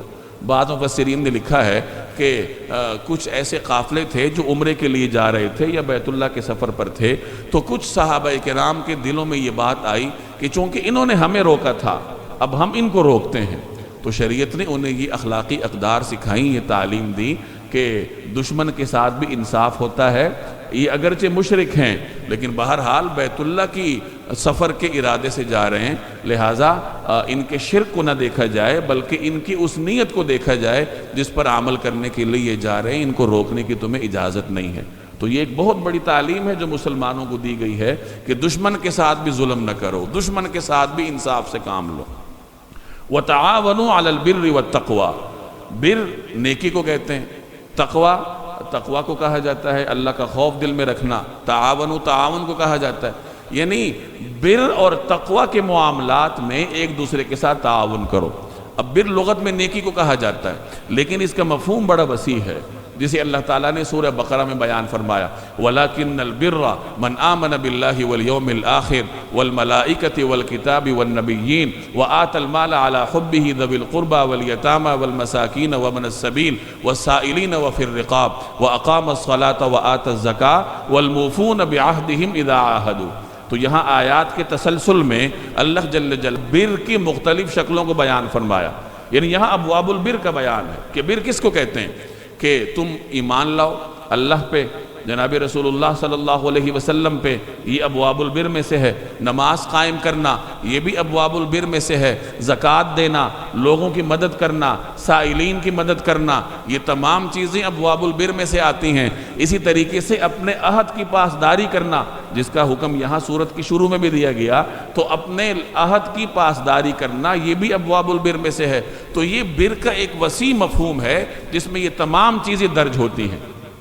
اب یہاں ایک ضمنی طور پر ایک بات سمجھ لیجئے کہ جس طریقے سے بر کے مختلف ابواب اپنی ذات میں ایک نیکی ہیں اور اچھائی کے کام ہیں، اسی طریقے سے اس بر کو حاصل کرنے کے ذرائع بھی بر کے زمرے میں آتے ہیں. اور جیسے عدوان گناہ کا کام، معصیت کی جتنی شکلیں ہیں وہ تمام عدوان میں آتی ہیں. اور قرآن کریم نے یہاں حکم دیا کہ عدوان کے کاموں میں ایک دوسرے کے ساتھ تعاون نہ کرو. تو جس طریقے سے معصیت ہر ایک عدوان کے زمرے میں آتی ہے، اسی طرح اس معصیت کی طرف جانے کے ذرائع بھی معصیت کے زمرے میں آئیں گے. آپ اس کی آسان مثال سمجھ لیجئے کہ یہ جو اجتماعات ہوتے ہیں، اب اجتماع اپنی ذات میں نہ اچھا ہے نہ برا ہے، اس کے مقصد کو دیکھا جائے گا. اگر وہ اجتماع نیکی کے کام کے لیے ہے، دین سیکھنے کے لیے ہے، یا دین کے کسی حکم پر عمل درآمد کرنے کے لیے ہے، تو وہ اجتماع بذات خود چونکہ وہ بر کا ذریعہ ہے تو وہ بھی بر بن جائے گا. اور اس میں بھی ایک دوسرے کے ساتھ تعاون کرنا باعث اجر اور ثواب ہوگا.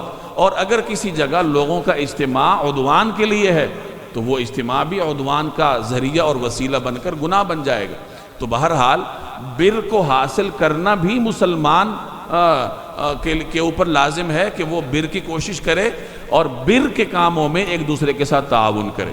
اب یہ بھی بہت بڑا ضابطہ ہے معاشرے کا کہ کبھی بھی غلط کام میں کسی کا ساتھ نہ دو. اگر غلط کام میں ساتھ دو گے تو چونکہ آپ اس کے لیے ذریعہ بنے ہیں اور غلط کام کا ذریعہ بھی غلط ہوتا ہے، لہٰذا آپ بذات خود عدوان کے زمرے میں آ جائیں گے. اور نیکی کے کاموں میں بڑھ چڑھ کر تعاون کرو، کیونکہ بر کا ذریعہ بننا بھی ایک بر ہوتا ہے. تو جب انسان دوسروں کے ساتھ نیکی کے کاموں میں تعاون کرتا ہے تو اسے بھی ثواب ملتا ہے. ایک روایت میں آتا ہے کہ الدال علی الخیر کفاعلہ، نیکی کے کام کی طرف دلالت کرنا، رہنمائی کرنا، یہ خود نیکی کرنے کی طرح ہے. آپ کسی شخص کو نیکی کی طرف رہنمائی کرتے ہیں، اس کو نیکی کا راستہ دکھاتے ہیں، تو گویا اس نیکی کا ارتکاب آپ نے خود کیا، آپ کو بھی اجر ملے. وَتَعَاوَنُوا عَلَى الْبِرِّ وَالتَّقْوَى، اور نیکی اور تقوی میں ایک دوسرے کے ساتھ تعاون کرو. وَلَا تَعَاوَنُوا عَلَى الْإِثْمِ وَالْعُدْوَانِ، اور گناہ اور ظلم میں تعاون نہ کرو. وَاتَّقُوا اللَّهَ، اور اللہ سے ڈرتے رہو. إِنَّ اللَّهَ شَدِيدُ الْعِقَابِ، بے شک اللہ کا عذاب بڑا سخت ہے. شریعت قرآن کریم کا یہ مزاج ہے کہ جہاں کوئی حکم دیتا ہے، کوئی عملی احکامات قرآن کریم بیان کرتا ہے، تو وہی آخر میں اللہ کی کوئی ایسی صفت بھی بیان کر دیتا ہے جو کہ انسان کو، مسلمان کو اس حکم پر عمل کرنے میں ممد اور معاون ہوتی ہے. شریعت میں ترغیب اور ترہیب کے ساتھ احکامات کو نافذ کروایا جاتا ہے. چنانچہ یہاں حلال اور حرام کے احکامات کا بیان ہے تو شدید العقاب کے ذریعے مسلمان کو یہ پیغام دیا گیا کہ اگر ان کی پاسداری نہیں کرو گے تو پھر اللہ جل جلالہ کا عذاب بھی بڑا سخت ہے، پھر اس کے لیے تیار ہو جاؤ. حرمت علیکم المیتۃ والدم ولحم الخنزیر وما اہل لغیر اللہ بہ والمنخنقۃ والموقوذۃ والمتردیۃ والنطیحۃ وما اکل السبع الا ما ذکیتم وما ذبح علی النصب وان تستقسموا بالازلام ذلکم فسق اليوم یئس الذین کفروا من دینکم فلا تخشوہم واخشون اليوم اکملت لکم دینکم واتممت علیکم نعمتی ورضیت لکم الاسلام دینا فمن اضطر فی مخمصۃ غیر متجانف لإثم فإن اللہ غفور الرحیم۔ حرمت علیکم، تم پر حرام کر دیا گیا، المیتۃ والدم ولحم الخنزیر وما اہل لغیر اللہ بہ، مردار جانور، خون، سور کا گوشت، اور وہ جانور جس پر اللہ کے سوا کسی اور کا نام پکارا گیا ہو، یہ چاروں چیزیں تمہارے لیے حرام ہیں۔ اب آگے کچھ اور بھی چیزیں ہیں، والمنخنقۃ والموقوذۃ والمتردیۃ والنطیحۃ، اور وہ جانور جو گلا گھٹنے سے مرا ہو، اور وہ جسے چوٹ مار کر ہلاک کیا گیا ہو، والمتردیۃ، اور وہ جو اوپر سے گر کر مرا ہو، والنطیحۃ، اور وہ جانور جسے کسی جانور نے سینگ مار کر ہلاک کیا ہو، وما اکل السبع، اور وہ جسے کسی درندے نے کھا لیا ہو، یہ تمام جانور مسلمان کے لیے حرام ہیں، الا ما ذکیتم، سوائے اس کے کہ تم اس کو ذبح کر چکے ہو، یعنی کوئی جانور اوپر سے گرا ہے، یا کسی کو درندے نے کھایا ہے، یا کسی کو درندے نے سینگ مارا ہے، اور اس کے مرنے سے پہلے تم اس کو ذبح کر لو تو وہ تمہارے لیے حلال ہو جائے گا۔ تو الا ما ذکیتم یہ پچھلی فہرست استثناء ہے، الا ما ذکیتم سوائے اس کے جس کو تم ذبح کر لو۔ اس میں جو مردار ہے، خون ہے، لحم الخنزیر وما اہل لغیر اللہ بہ، یہ چار تو ہر حال میں حرام ہیں، ان کو تو ذبح کرنا ممکن ہی نہیں ہے۔ البتہ آگے جو 4-5 قسم کے جانوروں کا بیان ہے، چونکہ اس میں ذبح کرنے کا امکان ہوتا ہے، لہٰذا اس استثناء کا تعلق المنخنقہ، الموقوذہ، المتردیہ، النطیحہ اور ما اکل السبع سے ہوگا کہ ان کو اگر تم ذبح کرنے میں کامیاب ہو جاؤ ان کے مرنے سے پہلے پھر یہ تمہارے لیے حلال ہیں۔ وما ذبح علی النصب، اور وہ جسے بتوں کی قربان گاہ پر ذبح کیا گیا ہو، وَأَن تَسْتَقْسِمُوا بِالْأَزْلَامِ، اور یہ بات بھی کہ تم جوئے کے تیروں سے تقسیم کرو، ذَلِكُمْ فِسْقٌ، یہ ساری باتیں سخت گناہ کی ہیں۔ الْيَوْمَ يَئِسَ الَّذِينَ كَفَرُوا مِن دِينِكُمْ، آج کافر لوگ تمہارے دین کے مغلوب ہونے سے نا امید ہو چکے ہیں، فلا تخشوہم، لہٰذا ان سے مت ڈرو، واخشونی، میرا ڈر دل میں رکھو، الیوم اکملت لکم دینکم، آج میں نے تمہارے لیے تمہارا دین مکمل کر دیا، واتممت علیکم نعمتی، تم پر اپنی نعمت پوری کر دی، ورضیت لکم الاسلام دینا، اور تمہارے لیے اسلام کو دین کے طور پر پسند کر لیا۔ فمن اضطر فی مخمصۃ، ہاں جو شخص شدید بھوک کے عالم میں بالکل مجبور ہو جائے، غیر متجانف لاسم، بشرطے کہ گناہ کی رغبت کی بنا پر ایسا نہ کیا ہو، فإن اللہ غفور الرحیم، تو بے شک اللہ بہت معاف کرنے، بڑا مہربان کرنے والا ہے، بہت معاف کرنے والا اور بڑا مہربان ہے۔ اب اس آیت میں بھی حرام اور حلال کی کچھ تفصیلات کا بیان ہے۔ پہلی آیت میں آپ نے پڑھا کہ بہیمۃ الانعام کو اللہ نے حلال قرار دیا، اور اس سے الا ما یتلی علیکم کا استثناء تھا کہ بہیمۃ الانعام تمہارے لیے حلال ہیں، البتہ کچھ بہیمۃ الانعام تمہارے لیے حلال نہیں ہیں، وہ جو تم پر پڑھے جائیں گے، جن کی تمہارے سامنے تلاوت کی جائے گی، اور وہ تلاوت کہاں کی جا رہی ہے؟ وہ اس آیت میں کی جا رہی ہے۔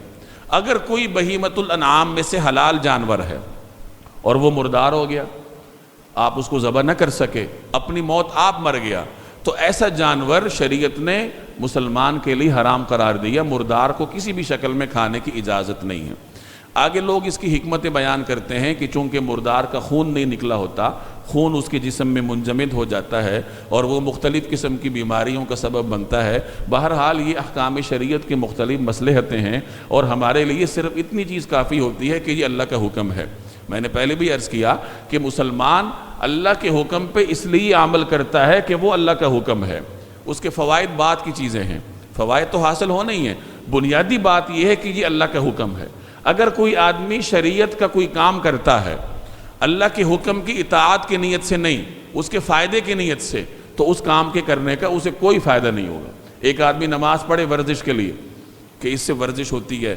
جب آدمی سجدے میں جاتا ہے تو آنکھوں میں خون کی گردش ہوتی ہے وغیرہ وغیرہ. اگر کوئی آدمی اس نیت سے نماز پڑھتا ہے، صاحب ایمان نہیں ہے، صاحب ایمان تو ہے لیکن نماز سے اللہ کی عبادت مقصود نہیں ہے، تو ایسی نماز اسے کوئی فائدہ نہیں دے گی. تو بہرحال اللہ کے حکم پہ عمل کرنا اس نیت سے کہ وہ اللہ کا حکم ہے، پھر انسان کو اس کا ثواب بھی ملتا ہے اور اس کے دنیاوی فوائد بھی حاصل ہوتے ہیں.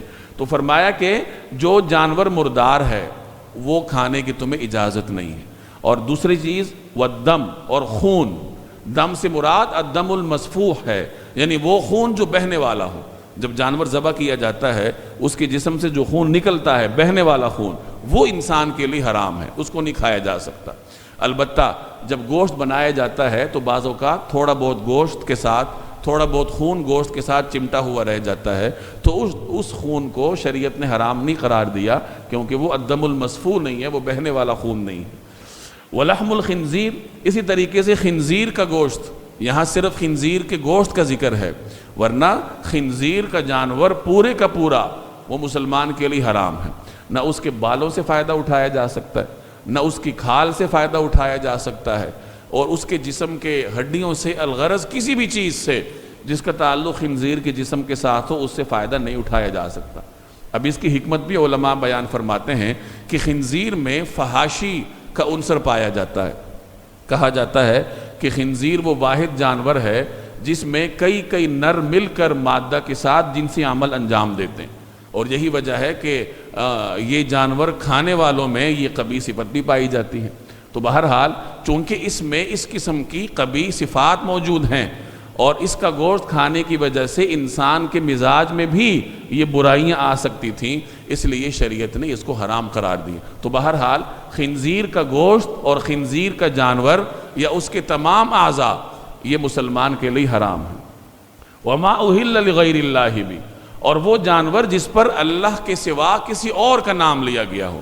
اہل احلال سے نکلا ہے، احلال کہتے ہیں رفع الصوت، آواز کو بلند کرنا، یعنی بلند آواز سے کوئی بات کرنا، اس کو احلال سے تعبیر کیا جاتا ہے.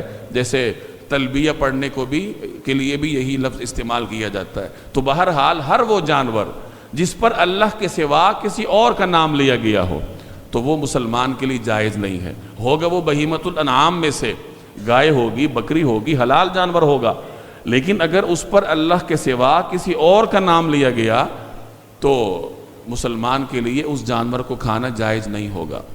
یہاں ایک بات سمجھ لیجئے کہ اللہ کے غیر کا نام لیا جانا صرف ذبح کے وقت نہیں ہوتا، بلکہ جانور کی خریداری کے بعد کسی بھی وقت اگر اس جانور کو غیر اللہ کے ساتھ خاص کر دیا جائے کہ یہ جانور میں خرید رہا ہوں فلاں بزرگ کی رضامندی کے لیے، فلاں پیر صاحب کی خوشنودی کے لیے، تو اگر جانور اس مقصد کے لیے لیا جائے تو چاہے بعد میں ذبح کے وقت اس پہ اللہ کا نام لیا جائے، پھر بھی وہ جانور مسلمان کے لیے حرام رہتا ہے، وہ حلال نہیں ہوتا، کیونکہ اس نے جانور خریدا ہی غیر اللہ کے لیے تھا. تو جانور چاہے خریدا غیر اللہ کے لیے جائے یا خریدنے کے بعد غیر اللہ کے لیے مخصوص کر دیا جائے یا بوقت ذبح اس پہ اللہ کے سوا کسی اور کا نام لیا جائے، ان تمام صورتوں میں وہ جانور مسلمان کے لیے حلال نہیں رہتا. چنانچہ یہ چیزیں ہمارے ہاں بھی پائی جاتی ہیں کہ جن لوگوں کو عقل و شعور نہیں ہوتا، بعض اوقات غلط فہمی میں ہوتے ہیں، تو وہ جانور کسی پیر کے نام کر دیتے ہیں. اس میں صرف جانور بھی نہیں ہے، اس میں ہر قسم کا کھانا ہے. اگر کوئی بھی کھانا ہو، کوئی بھی اناج ہو، کوئی بھی پھل ہو، وہ غیر اللہ کی خوشنودی حاصل کرنے کے لیے تقسیم کیا جائے یا خریدا جائے تو ایسا کوئی بھی کھانا، ایسا کوئی بھی گوشت مسلمان کے لیے کھانا حلال نہیں ہے. اب اس کا طریقہ یہ ہے کہ جانور لیا جائے، اللہ کی رضا کے لیے قربان کیا جائے، اور اس کے بعد اس قربانی کا یا اس کے گوشت کو تقسیم کرنے کا ثواب کسی کو بھی بھیجا جا سکتا ہے، اپنوں کو بھی بھیجا جا سکتا ہے، بزرگان کو بھی بھیجا جا سکتا ہے. یہ اس کا درست طریقہ ہے. تو بہرحال فرمایا وَمَا ذُبِحَ عَلَى النُّصْبِ وَمَا أُهِلَّ لِغَيْرِ اللَّهِ بِهِ، کہ وہ جانور جس پر اللہ کے سوا کسی اور کا نام پکارا گیا ہو. یہ چار چیزیں تو ہر حالت میں مسلمان کے لیے حرام ہیں. آگے کچھ اور بھی تفصیلات ہیں، کچھ اور بھی انواع ہیں جانوروں کی جو حرام ہیں. پہلے نمبر پر المنخنقۃ، وہ جانور جو گلا گھٹنے سے مرا ہو. یعنی کسی جانور کا گلا گھونٹ دیا گیا، اسی حالت میں وہ مر گیا تو وہ مردار ہو جائے گا، وہ جائز نہیں ہوگا۔ والموقوذۃ، اور جسے چوٹ مار کر ہلاک کیا گیا ہو، یعنی جو جانور کسی دباؤ سے مر جائے اس جانور کا گوشت بھی انسان کے لیے حلال نہیں ہوتا۔ جیسے کسی پتھر کے ذریعے کسی جانور کو مار دیا جائے، کسی وزنی لکڑی کے ذریعے چوٹ مار کر کسی جانور کو ہلاک کیا جائے تو ایسے جانور کا گوشت حلال نہیں ہوتا۔ اسی طریقے سے اگر بندوق کی گولی کے ساتھ جانور کو مارا جائے اور وہ جانور بندوق کی گولی کے دباؤ سے مر جائے تو ایسا جانور بھی اس کا گوشت انسان کے لیے حلال نہیں ہوتا۔ البتہ اگر کسی نوکدار چیز کے ذریعے اس کو ذبح کیا جائے، چاہے نوکدار پتھر ہو یا نوکدار گولی ہو، تو اس کا حکم پھر اور ہوگا، وہ اس زمرے میں نہیں آئے گا۔ تو والموقوذہ یعنی ہر وہ جانور جسے چوٹ مار کے ہلاک کیا گیا ہو، یعنی جو دباؤ کے ذریعے مرا ہو۔ والمتردیہ، المتردیہ کہتے ہیں ایسے جانور کو جو بلندی سے گر کے مرا ہو، کسی کنویں میں گر کے مر گیا یا کسی چھت وغیرہ سے گر گیا، تو یہ جانور بھی کسی حد تک پچھلے والے میں آ جاتا ہے کیونکہ وہ بھی چوٹ کے ذریعے مرا ہوتا ہے، تو ایسا جانور کھانا بھی جائز نہیں۔ والنتیحہ، نتیحہ کہتے ہیں ایسے جانور کو جسے دوسرے نے سینگ مار کے ہلاک کیا ہو، اس کا گوشت کھانا بھی جائز نہیں ہے۔ وما اکل السبع، اسی طریقے سے ہر وہ جانور جسے کسی درندے نے زخم لگایا ہو، کسی درندے نے چیر پھاڑ کر اس کو کھایا ہو، اب وہ جانور بھی مسلمان کے لیے حلال نہیں ہوتا۔ الا ما ذکیتم، اب یہ استثناء ہے المنخنقہ سے لے کے وما اکل السبع تک، یعنی المنخنقہ ہو، موقوذہ ہو، متردیہ ہو، نتیحہ ہو یا ما اکل السبع ہو، اگر ان کے مرنے سے پہلے پہلے آپ اس کو ذبح کرنے میں کامیاب ہو جائیں تو اس جانور کا گوشت کھانا آپ کے لیے حلال ہو جائے گا۔ وما ذبح علی النصب، اور ہر وہ جانور جسے بتوں کے پاس یا بتوں کی قربان گاہ پر ذبح کیا گیا ہو۔ عربوں کے ہاں یہ طریقہ کار تھا کہ وہ بت کے پاس جانوروں کو قربان کیا کرتے تھے، تو وہ جانور شریعت کی نظر میں حرام ہے کیونکہ وہ بت کی رضامندی حاصل کرنے کے لیے قربان کیا گیا۔ نصب ہر استھان کو کہا جاتا ہے، یعنی ہر وہ جگہ جہاں غیر اللہ کی رضامندی کے لیے جانور قربان کیا جاتا ہو اسے استھان یا نصب کہا جاتا ہے۔ اردو میں استھان کہہ لیں، آستانہ بھی اسی سے نکلا ہے، اور عربی زبان میں اسے نصب کہا جاتا ہے۔ تو ایسی جگہوں پر جو بھی جانور ذبح کیا جاتا ہے وہ چونکہ غیر اللہ کی خوشنودی کے لیے ذبح کیا جاتا ہے، چاہے وہ کوئی بت ہو، کوئی مورتی ہو یا کوئی مقدس انسان ہو، تو غیر اللہ کی خوشنودی کے لیے جب بھی وہاں پہ کوئی جانور ذبح ہوگا تو اس کا کھانا مسلمان کے لیے حلال نہیں ہوگا۔ وَأَن تَسْتَقْسِمُوا بِالْأَزْلَامِ، یا یہ کہ تم جوئے کے تیروں کے ذریعے گوشت تقسیم کرو۔ ازلام جوئے کے تیروں کو کہا جاتا ہے۔ عربوں کے ہاں ایک رسم تھی کہ جوئے کے تیروں کے ذریعے وہ گوشت کو تقسیم کرتے تھے، وہ تیروں کے ذریعے مختلف قسم کے کام کیا کرتے تھے۔ جیسے بیت اللہ میں ان کا مرکزی بت رکھا ہوا تھا ہبل نام کا۔ اب ہبل کا جو رکھوالا تھا اس کے پاس کچھ تیر رکھے ہوئے تھے، کسی تیر پہ لکھا ہوا تھا امرنی، کہ مجھے حکم دیا ہے، کسی پہ لکھا ہوا تھا نہانی ربی، مجھے رب نے منع کیا ہے، اور کوئی تیر ایسا تھا جو خالی تھا۔ اب جب کوئی آدمی کسی سفر کے لیے نکلتا یا کسی بھی مقصد سے نکلا کرتا تو وہ وہاں آتا اور اس متعلقہ شخص سے تیر طلب کرتا کہ مجھے تیر دو، وہ اسے تیر نکال کے دے دیتا۔ اب اگر اس تیر پہ لکھا ہوتا امرنی ربی، کہ میرے رب نے مجھے حکم دیا ہے، تو وہ شخص یہ سمجھتا کہ یہ کام میرے لیے مجھے کرنا چاہیے، چنانچہ وہ کام کرتا تھا۔ اور اگر وہ تیر نکل آتا جس پہ نہانی ربی نکلا ہوتا تو وہ اس کام سے رک جاتا کہ یہ کام مجھے نہیں کرنا چاہیے، اور اگر وہ تیر نکل آتا جو خالی ہوتا تو وہ پھر بھی اس کو برا شگون سمجھتا اور اس کام سے رک جاتا۔ اسی طریقے سے ان کے ہاں یہ بھی رسم تھی کہ وہ کوئی اونٹ ذبح کرتے اور پھر اس کا گوشت مختلف تیروں کے ذریعے تقسیم کرتے تھے۔ کچھ تیر ایسے ہوتے تھے کہ جس کے حصے میں نکل آتے تو اسے بہت زیادہ گوشت ملتا تھا، کچھ تیر ایسے ہوتے جس کے حصے میں نکل آتے تو اسے بہت کم گوشت ملتا تھا، اور کچھ تیر ایسے ہوتے کہ جس کے حصے میں نکل آتے اسے گوشت نہیں ملتا تھا۔ تو بہرحال یہ بھی ایک غیر منصفانہ تقسیم تھی کہ مختلف شرکاء میں سے کچھ شرکاء ایسے ہوں جو سارا گوشت لے جائیں، تو شریعت نے اس کو ناجائز قرار دیا۔ وَأَن تَسْتَقْسِمُوا بِالْأَزْلَامِ، کہ تم ازلام کے ذریعے گوشت تقسیم کرو، یعنی شرکاء کو ان کے حصوں کے بقدر دینے کی بجائے اس طریقے سے الٹپ انداز سے اگر گوشت تقسیم کرو جس میں مختلف حصے داروں کا حصہ کسی ایک کے پاس چلا جائے تو یہ بھی ناجائز ہے۔ آج کل جو لاٹریاں ہوتی ہیں وہ بھی اسی ضمن میں آتی ہیں، بہت سارے لوگ حصہ لیتے ہیں اور ایک جس کے حصے میں لاٹری نکلتی ہے وہ سب کا حصہ لے اڑتا ہے، تو یہ بھی ان تستقسموا بالازلام کے حکم میں آتا ہے، یہ بھی جائز نہیں ہے۔ ذالکم فسق، یہ ساری باتیں سخت گناہ کی ہیں، یعنی یہ جتنی تمہیں باتیں بتائی گئی ہیں کہ تمہارے لیے مردار حرام ہے، بہتا ہوا خون حرام ہے وغیرہ وغیرہ، یہ تمام چیزیں ان کا ارتکاب کرنا سخت گناہ کی چیز ہے، یعنی یہ فسق کے دائرہ کار میں آتی ہیں۔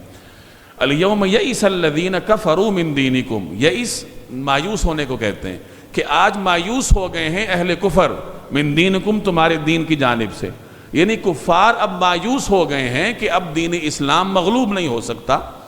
یہ وہ زمانہ ہے جب صلح حدیبیہ ہو چکی ہے اور اسلام کے عروج کا زمانہ تھا، مسلمانوں نے وہ زمانہ بھی دیکھا جب انہیں مکہ مکرمہ سے انتہائی قسم پرسی کے عالم میں اپنا گھر بار چھوڑ کے نکلنا پڑا، اور پھر بدر اور احد کے میدانوں میں انہیں عددی تنگی کا بھی سامنا کرنا پڑا۔ خندق جیسا غزوہ مسلمانوں نے لڑا جب مسلمان بیرونی طور پر بھی مشکل کا شکار تھے اور اندر سے بنو قریظہ نے بغاوت کر دی تھی۔ ان تمام مراحل سے مسلمان گزر چکے تھے اور اب اسلام عروج کی طرف جا رہا تھا۔ صلح حدیبیہ کے بعد اہل مکہ کے ساتھ صلح ہو گئی اور مسلمانوں نے توجہ مرکوز کر دی خیبر کے یہودیوں پر، چنانچہ ان کی طاقت کا قلقمہ کر دیا، اور بعد میں اللہ نے 8 ہجری میں مکہ بھی فتح کروا دیا، اور اب 10 ہجری میں مسلمانوں کا ایک جم غفیر جناب نبی کریم صلی اللہ علیہ وسلم کے ساتھ عرفات کے میدان میں موجود تھا۔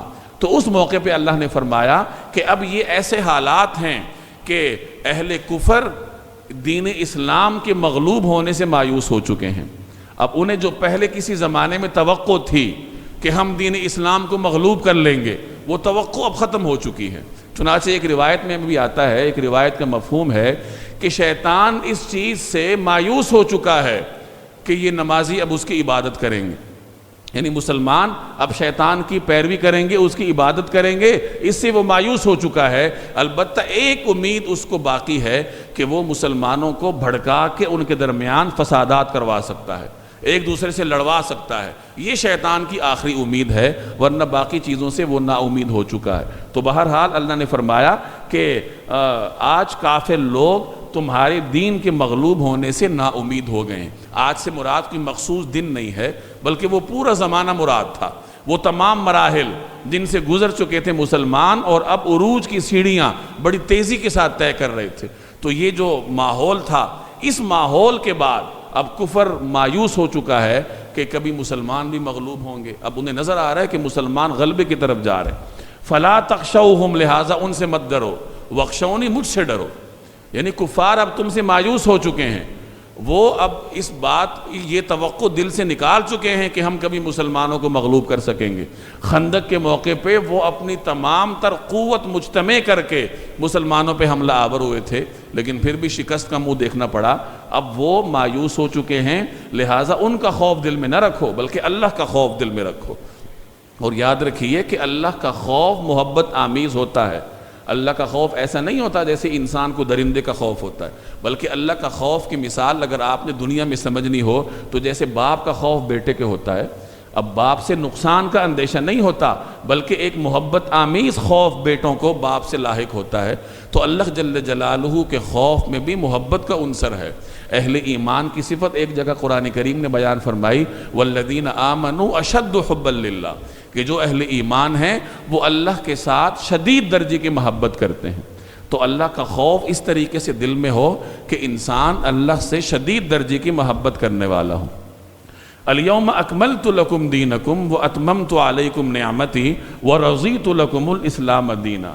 الیوم، آج، اکملت لکم دینکم، میں نے تمہارا دین مکمل کر دیا تمہارے لیے، واتممت علیکم نعمتی، اور تم پر اپنی نعمت پوری کر دی، ورضیت لکم الاسلام دینا، اور تمہارے لیے اسلام کو دین کے طور پر پسند کر لیا۔ یہ آیت میدان عرفات میں اس وقت نازل ہوئی جب جناب رسول اللہ صلی اللہ علیہ وسلم عزبہ نامی اپنی اونٹنی پر سوار تھے، جبل رحمت کے سامنے وقوف فرما رہے تھے۔ تو اس وقت اللہ تبارک و تعالیٰ نے یہ آیت نازل فرمائی کہ آج اللہ نے تمہارے لیے تمہارا دین مکمل کر دیا، یعنی وہ دین جو اللہ نے حضرت آدم علیہ السلام کے زمانے سے نازل کرنا شروع فرمایا تھا، آج اللہ تبارک و تعالی نے مسلمانوں پر اس کی تکمیل فرما دی۔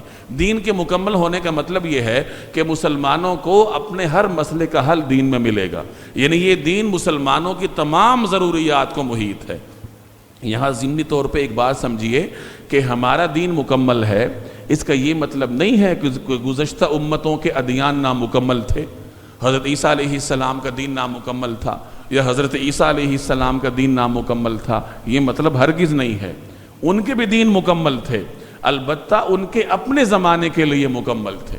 حضرت موسیٰ علیہ السلام کا دین ان کے لیے مکمل تھا، ان کی امت کے لیے، ان کی امت کی جو ضروریات تھیں ان کا جواب انہیں دین موسیٰ میں مل رہا تھا۔ لیکن حضرت موسیٰ علیہ السلام کا دین مسلمانوں کے لیے نامکمل ہے، اپنے لیے تو مکمل ہے لیکن مابعد کے زمانے کے لیے وہ مکمل نہیں ہے، اس کی ضروریات کا حل اس میں نہیں ہے۔ دین اسلام وہ دین ہے جو اپنے زمانے کے لوگوں کے لیے بھی مکمل ہے اور قیامت تک آنے والے ہر انسان کے لیے مکمل ہے۔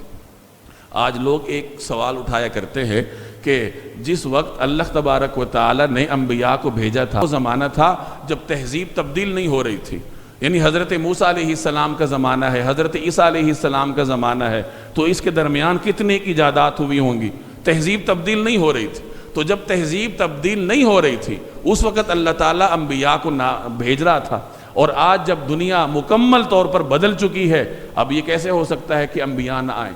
تو اس قسم کے سوالات کے ذریعے مسلمان کے ذہن کو مشوش کیا جاتا ہے۔ یہاں مسلمان کو پھر یہ اس سے پوچھنا چاہیے کہ آج کے زمانے کا کوئی ایسا مسئلہ بتا دو کہ قرآن و حدیث میں اس کا حل نہ ہو۔ دنیا چاہے چاند پہ چلی جائے، کہیں بھی چلی جائے، دین کے مکمل ہونے کا یہ مطلب ہے کہ قیامت تک کے آنے والے انسان کی ہر ضرورت کا حل اللہ نے اس دین میں رکھا ہے۔ اور آج اس ترقی یافتہ دنیا میں یا آگے جا کر دنیا مزید بھی ترقی یافتہ ہو جائے، جدید ٹیکنالوجی جتنی بھی آ جائے، پھر بھی انسان کے ہر مسئلے کا حل قرآن کریم میں ہوگا، جناب رسول اللہ صلی اللہ علیہ وسلم کے فرامین میں ہوگا، چاہے اس کا حل آپ کو براہ راست ملے یا بالواسطہ ملے۔ فقہا بعض اوقات ایک ایک آیت سے دسیوں مسائل نکالتے ہیں، ایک ایک حدیث سے سینکڑوں مسائل نکلتے ہیں، تو براہ راست نہ ملے تو بالواسطہ طور پر ضرور ملے گا۔ قرآن کریم کی آیات میں اور حضور صلی اللہ علیہ وسلم کے فرامین میں ایسی وسعت ہے کہ کائنات کہیں بھی چلی جائے، ٹیکنالوجی جہاں بھی پہنچ جائے، ان مسائل کا حل آپ کو اسی دین میں ملے گا جو 1400 سال پہلے مدینہ کی چھوٹی سی بستی میں نازل ہوا تھا۔ تو اسی کی طرف اللہ نے اشارہ کیا، الیوم اکملت لکم دینکم، کہ آج میں نے تمہارے لیے تمہارا دین مکمل کر دیا، اور یہی سب سے بڑی نعمت ہے۔ تو فرمایا وَأَتْمَمْتُ عَلَيْكُمْ نِعْمَتِي، تم پر اپنی نعمت پوری کر دی، وَرَضِيتُ لَكُمُ الْإِسْلَامَ دِينًا، اور تمہارے لیے اسلام کو دین کے طور پر پسند کر لیا۔